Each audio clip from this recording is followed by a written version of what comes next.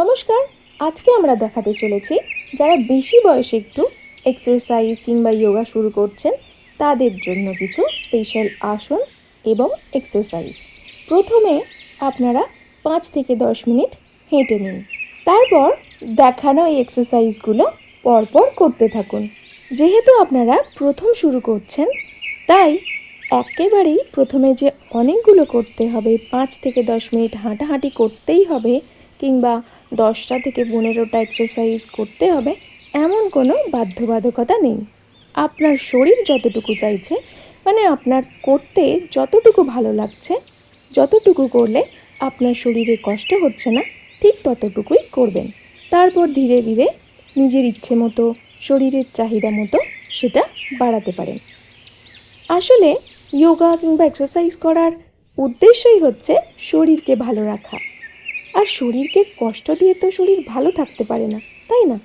তাই এইভাবে আস্তে আস্তে প্রত্যেকটা এক্সারসাইজ আপনার মনের ইচ্ছে মতো, আপনার শরীরের চাহিদা মতো করে নিন। প্রত্যেক দিন সকালে কিংবা বিকেলে কিংবা সন্ধেবেলা 20 থেকে 30 মিনিট মতো এগুলো করতে থাকুন। এই প্রত্যেকটা ফিজিক্যাল ট্রেনিংয়ের মাঝখানে একটু করে ব্রেক নিতে পারেন।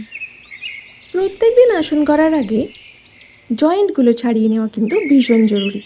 সেই সঙ্গে এগুলো ওয়ার্ম আপেরও কাজ করবে, নয়তো যে কোনো বয়সের মানুষই হোক না কেন লেগে যাওয়ার সম্ভাবনা থেকে যায়। তাই প্রত্যেক দিন এই এক্সারসাইজগুলো করুন।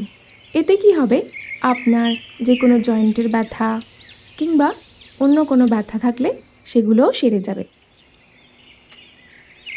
বয়স বাড়ার সঙ্গে সঙ্গে যেমন পেশিতে ব্যথা, হাঁটুতে ব্যথা কিংবা যে কোনো জয়েন্টের ব্যথা কাছে ঘেঁষবে না, এগুলো যদি প্রত্যেক দিন অভ্যাস করেন। দেখে বুঝতেই পারছেন এগুলো করা খুবই সহজ। আপনি কারোর সাহায্য ছাড়াই এগুলো করতে পারবেন। আর করার সময় যদি মনে হয় আপনার অসুবিধে হচ্ছে, আপনি সেই নম্বরের এক্সারসাইজটা স্কিপ করে যান। এইগুলো প্রত্যেক দিনের আধ ঘন্টার অভ্যাসে আপনি বুঝতে পারবেন আপনার শরীর ধীরে ধীরে ক্লান্তি থেকে মুক্তি পাচ্ছে এবং শরীরে কিছু এনার্জি আসছে এবং নানা রোগ থেকে আপনি ধীরে ধীরে মুক্তি পাচ্ছেন। না, শুধুমাত্র বেশি বয়সের মানুষরা এগুলো করতে পারেন সেরকম কোনো ব্যাপার নেই। যে কোনো বয়সের মানুষরা এগুলো করতে পারেন। আর এগুলো প্রত্যেক দিনের অভ্যাসে আপনি দেখবেন আপনার থেকে বহু রোগ দূরে আছে, আপনার কাছে ঘেঁষার সাহস করছে না।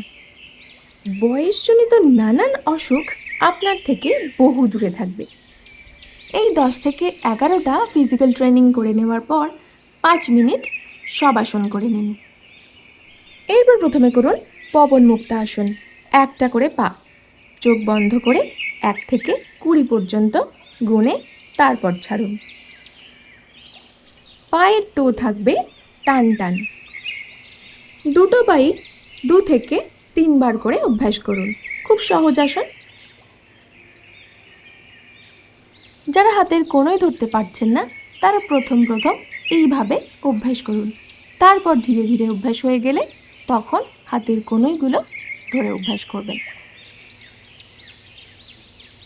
এক পায়ে 2 থেকে 3 বার অভ্যাস করার পর এরপরে জোড়া পায়ে, মানে দুটো পা দিয়ে এইভাবেই আসনটা করতে হবে।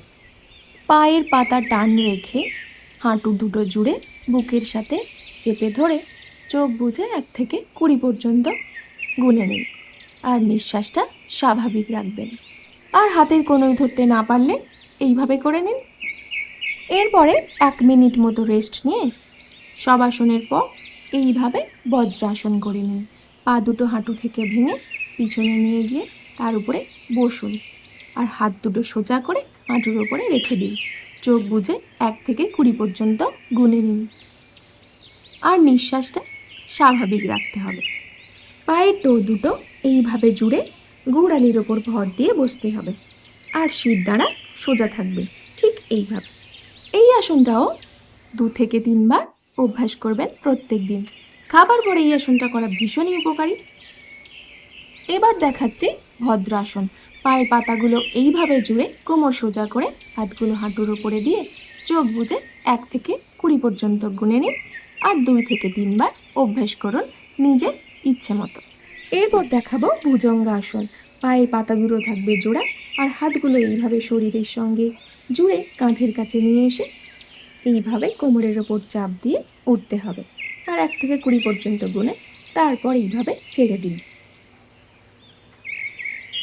এইবার আসনগুলো অভ্যাস হয়ে যাবার পর সুখাসনের ভঙ্গিতে এইভাবে বসে শিরদাঁড়া সোজা রেখে বেশ কিছুক্ষণ চোখ বুজে ধ্যান করার চেষ্টা করুন। ধীরে ধীরে বুক ভরে শ্বাস নিন, তারপর সেটা কয়েক সেকেন্ড ধরে রাখুন, তারপর আস্তে আস্তে সেই শ্বাসটা ছাড়ুন। এটা 10 থেকে 15 বার রিপিট করার পর শবাসনে শুয়ে পড়ুন। প্রত্যেক দিন যোগাসনের সময় কিন্তু শবাসন মাস্ট, এটা করতেই হবে। এরপর শবাসন করতে করতে ধীরে ধীরে নিঃশ্বাস প্রশ্বাসের দিকে কনসেন্ট্রেট করুন। ধীরে ধীরে শ্বাস নিন, সেটা কয়েক সেকেন্ড ধরে রাখুন, তারপর আবার আস্তে আস্তে সেই শ্বাসটা বের করে দিন। এইভাবে 10 থেকে 15 বার অভ্যাস করুন। আর কোনো দিকে চিন্তা ভাবনা না করে কেবল এই শ্বাস প্রশ্বাসের দিকেই মনোনিবেশ করুন। দেহের প্রত্যেকটা অঙ্গ ধীরে ধীরে শান্ত হয়ে যাবে।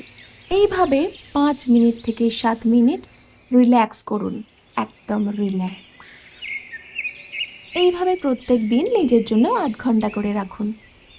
নীরব থাকার এটাই হচ্ছে একমাত্র পথ। Be positive, think positive. খুব ভালো থাকুন।